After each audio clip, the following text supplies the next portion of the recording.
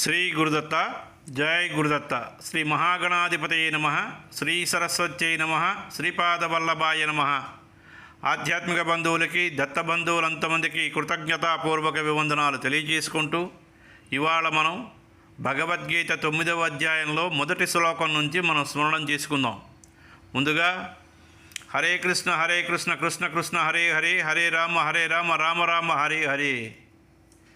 మొదటి శ్లోకం ఏమిటి అంటే ఇదంతు తే గుహ్యతమం ప్రవక్ష్యామ్య అనసూయవే. అసూయ లేనిది అనసూయ. ఇక్కడ జ్ఞానం విజ్ఞాన సహితం యజ్ఞాత్వ మోక్షసే అశుభాత్. చూడండి, జ్ఞానం విజ్ఞాన సహితం యజ్ఞత్వ మోక్షసే అశుభాత్. ఇక్కడ విజ్ఞాన అనసూయవే, దోష దృష్టి లేనివాడవై. అశుభాత్ అంటే అశుభాల నుంచి. దేనినైతే తెలుసుకోవడం వలన దుఃఖరూప సంసారం నుంచి విముక్తుడవుతావో, అశుభాత్ అంటే అమంగళకరమైనటువంటిది. అంటే ఎల్లప్పుడూ దరిద్రం, అనారోగ్యాలతో బాధపడుతున్నటువంటి గుహ్యతమం పరమగోప్యమైనటువంటిది, రహస్యమైనటువంటి విజ్ఞాన సహితమైనటువంటి జ్ఞానాన్ని అనసూయవే, అసూయ లేనటువంటిది అనసూయ. అసూయ లేనటువంటి వాళ్ళది నీకు సమగ్రంగా వివరిస్తున్నాను అని శ్రీకృష్ణ పరమాత్మ అర్జునుడికి అనసూయవే అంటే ఇందాక మనం ముందునే చెప్పుకున్నాం. అసూయ లేనటువంటిది ఈ రహస్యం. రెండవ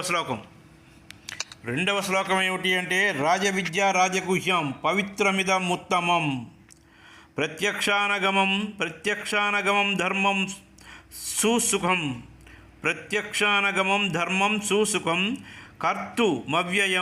కర్తుమవ్యయం. అంటే ఈ శ్లోకంలో మనకేమిటి అంటే తలమానికం, అన్ని విద్యలకి తలమానికమైనటువంటి సమస్త గోప్య విషయాలుకి వీటన్నిటికీ కూడా శిరోభూషణం, పవిత్రమైనటువంటి అత్యుత్తమమైన ప్రత్యక్షామగమనం, ప్రత్యక్షంగా ఫలాలు ఇచ్చిన ధర్మయుక్తం, సాధన చేయడానికి శాశ్వతమైనటువంటిది. ఇది రెండవది. మూడవ శ్లోకం ఏమిటి అంటే అశ్రద్ధదానా పురుష ధర్మాస్యాస్య పరంతప అప్రాప్య మాం నివర్తంతే మృత్యు సంసార వర్త్మని. రెండవసారి అశ్రద్ధదానా పురుష ధర్మాస్యాస్య పరంతప అప్రాప్య మాం నివర్తంతే మృత్యు సంసార వర్త్మని.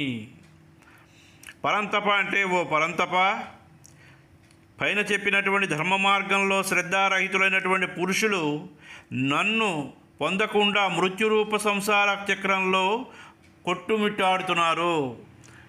ఉత్తమమైనటువంటి గుహ్య విద్యని, రాజగుహ్య విద్యని అభ్యసించిన వాళ్ళు ముందుగా ధర్మ మార్గంలో నమ్మకం, విశ్వాసం కలిగి ఉండాలి.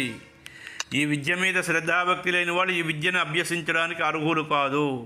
ఒకవేళ పట్టుపట్టి తెలుసుకోవాలని ఆసక్తి, జిజ్ఞాస ఉన్న కూడా చెయ్యలేరు.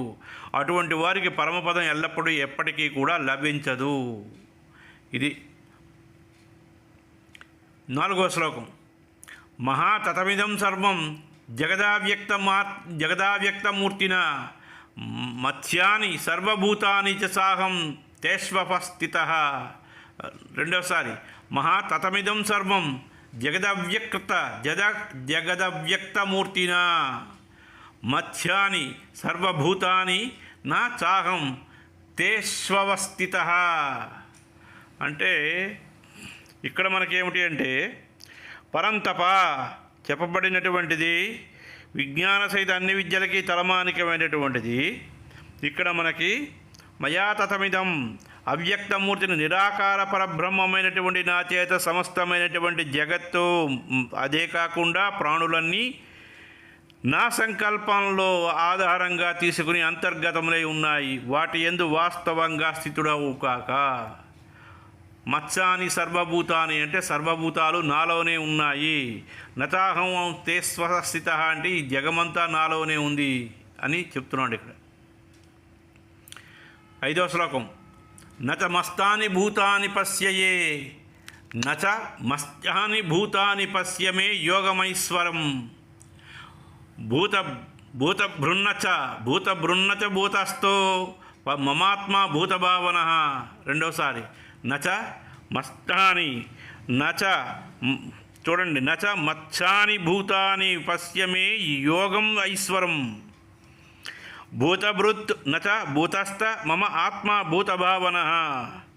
అంటే భూతాని అంటే అన్ని ప్రాణులు నా పట్ల నా యందే స్థిరంగా లేవు, కానీ నా యొక్క ఈశ్వరీయమైనటువంటి యోగశక్తిని చూస్తూ భూతాలన్నీ సృష్టించిన వాడిని నేనే, భూతాలను ధరించిన వాడిని భరించిన వాడిని నేనే. నా ఆత్మ వాస్తవంగా భూతాలయందు ఎప్పుడూ కూడా స్థిరంగా ఉంటుంది.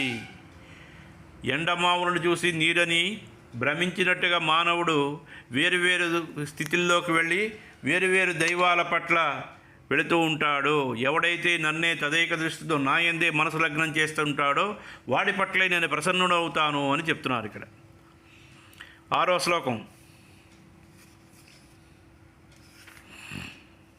6వ శ్లోకం ఏమిటి అంటే, యదాకాశస్థితో నిత్యం వాయు సర్వత్ర గోమహన్ తదా సర్వాణి భూతాని మత్స్యానిత్యుపదారయ. రెండవసారి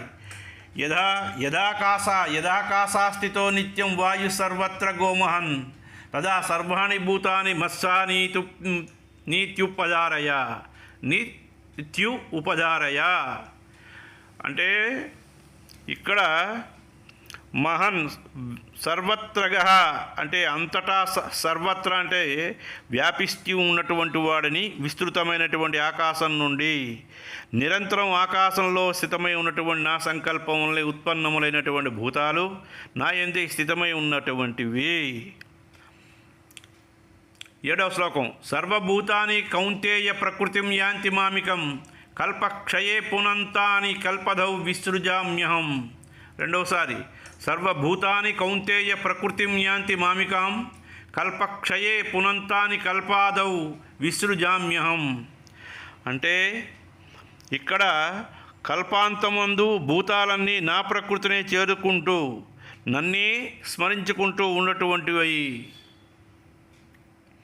8వ శ్లోకం. ప్రకృతిం స్వాం అవష్టభ్య విసృజామి పునః భూతగ్రామం ఇమం కృష్ణం అవసం ప్రకృతే వసాత్. రెండవసారి ప్రకృతిం స్వాం అవష్టభ్య విసృజామి పునః భూతగ్రామం ఇమం కృష్ణం అవసం ప్రకృతే వసాత్. అహం అంటే నేను, స్వీయ ప్రకృతి నా మూల ప్రకృతిని స్వీకరించి వాటి స్వభావాన్ని పరతంత్రమై ఉన్నటువంటి ఈ సమస్తమైనటువంటి భూత సముదాయాన్ని మాటికి వాటి కర్మానుసారం సృష్టించుతూ ఉంటాను. 9వ శ్లోకం. నతమాం తాని కర్మాణి నిబద్ధంతి ధనంజయ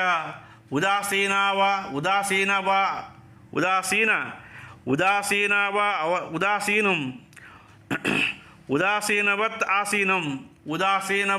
ఆసీనం మసక్తం తేషు కర్మసు.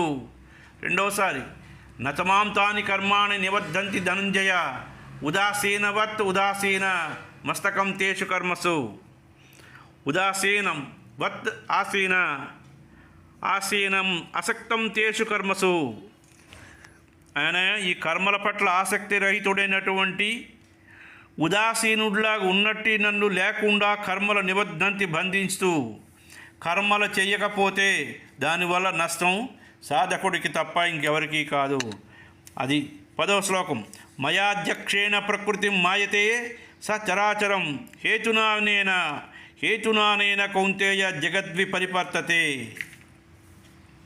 రెండోసారి చెప్తున్నాను.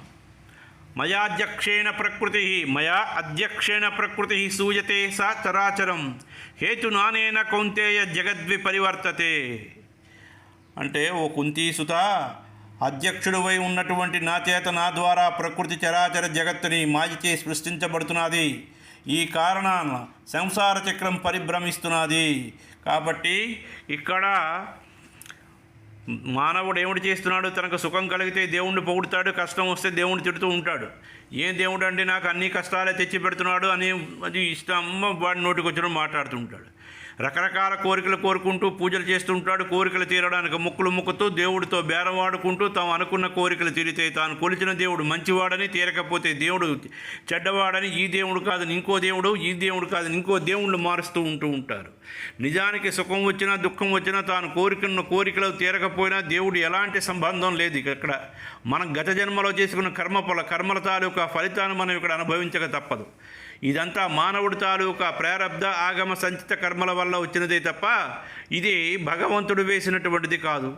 ఈ విషయం తెలియకుండా మనం అజ్ఞానంతో కట్టుమిట్టాడుతూ ఉంటాం. అయితే ఈ కర్మలు పోవడానికి ఏమిటి చేయాలి? ప్రారబ్ధ ఆగామి సంచిత కర్మలు ఇవన్నీ పోవటానికి ఏమిటి చేయాలి? భగవన్నామాన్ని ఎవడైతే నిత్యం నాలుక యందు నామం నడయాడుతూ భగవంతుడి పాదాల దగ్గర శిరస్సు పెట్టి ఎల్లప్పుడూ ఎవడైతే ఉంటాడో మనం అనుభవిస్తున్నటువంటి కర్మలన్నీ కూడా పటాపంచలవుతాయి. ఇందులో ఎటువంటి సందేహం లేదు.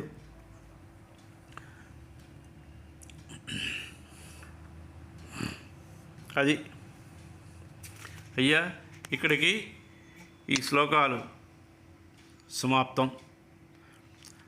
హరే కృష్ణ కృష్ణ కృష్ణ హరే హరే, హరే రామ రామ రామ హరే హరే. తండ్రి పాహిమాం రక్షమాం.